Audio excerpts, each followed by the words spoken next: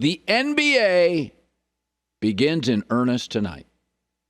Now, lots of fans loved MJ more than they currently love LeBron. I get it. There was a lot to like about MJ. He was great. He was glamorous. He was cool. His commercials. He was good looking. He had that kind of, American step on the throat thing we love of our athletes. And a lot of people say the NBA was better 20 years ago. Well, I don't necessarily disagree. It had more layers. It was physical. Players really hated each other. The rivalries were intense. I mean, I get it. The Pistons, the Bulls, the Lakers, the Celtics, and Bird, and tackling, and I get it. I think I like the NBA probably more than 20 years ago. I think the players are now more talented, but it was very tribal and very intense, and there was a lot to love about it. But the people that loved the NBA 20 years ago and love Michael Jordan more than LeBron, they believe the debate is over, and it is not over with LeBron and Michael Jordan. It's not just beginning, it's not in the middle. There's three things LeBron has going for him. Number one, his stats and production will crush MJ with just 2 to 3 more seasons. Number two, LeBron's now got titles in 3 destinations. Michael couldn't even win in a second. And number three, Anthony Davis. And this is the factor.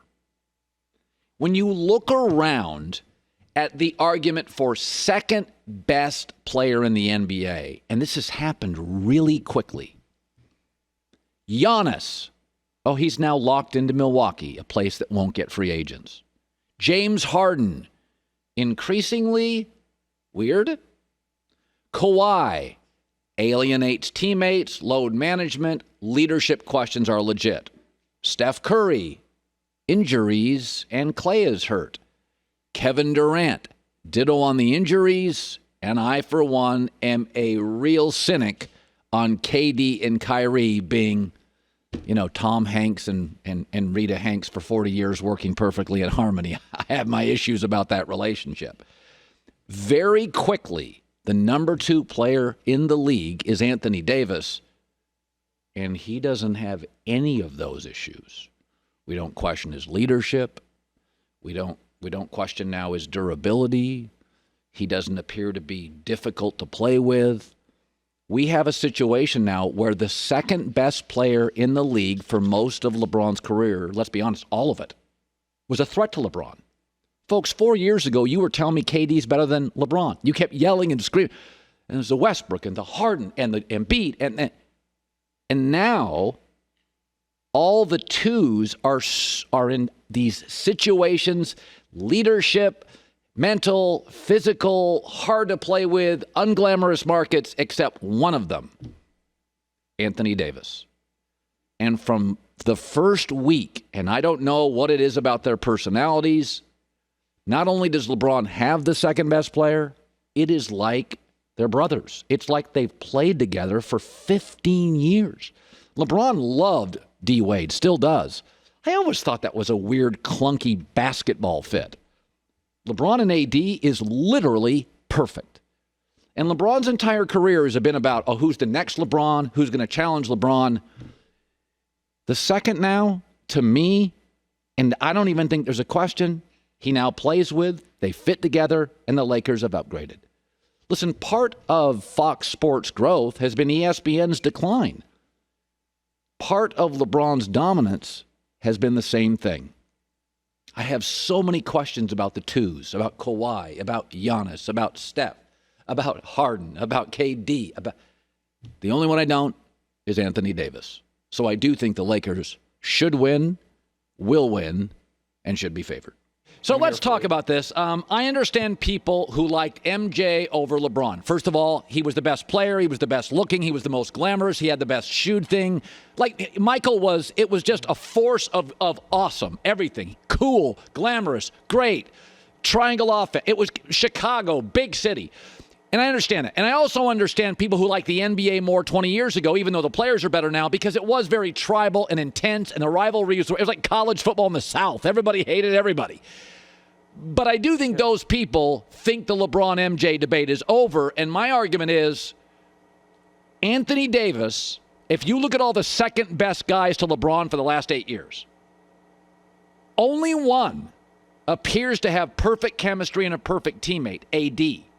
You start looking at Harden and Steph and KD and Kyrie and Harden. And I look at this and I think, folks, this LeBron AD thing, this could be a 3-4 year run. Am I nuts on that?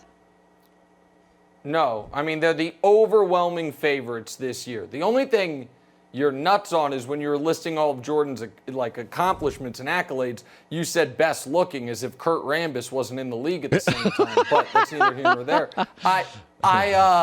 Listen, I think that it would be, I will take the Lakers over the field. I think the Clippers are not better. Do you know the best point guard on the Clippers roster?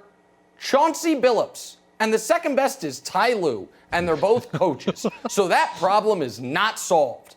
And out east, Brooklyn, to me, is going to be the most watchable team, the most interesting team. They are going to have the best offense in basketball. Kevin Durant is going to stake his claim, I think, once again, as arguably the second best player in basketball.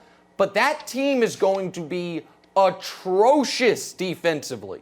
So bad, I don't think they get out of round 2 in the East. I don't think you can beat multiple good teams in 7-game series with defenses that bad. So now who are we talking about?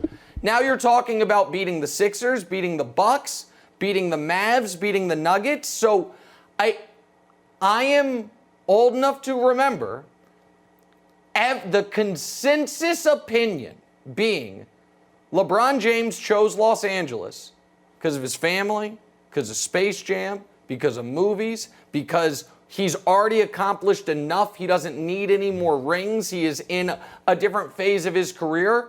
Maybe he chose Los Angeles because he had just an inkling Anthony Davis might shortly thereafter join him and that they could win 3 championships in a row. Maybe that's why. It's just, another thing just some people are saying.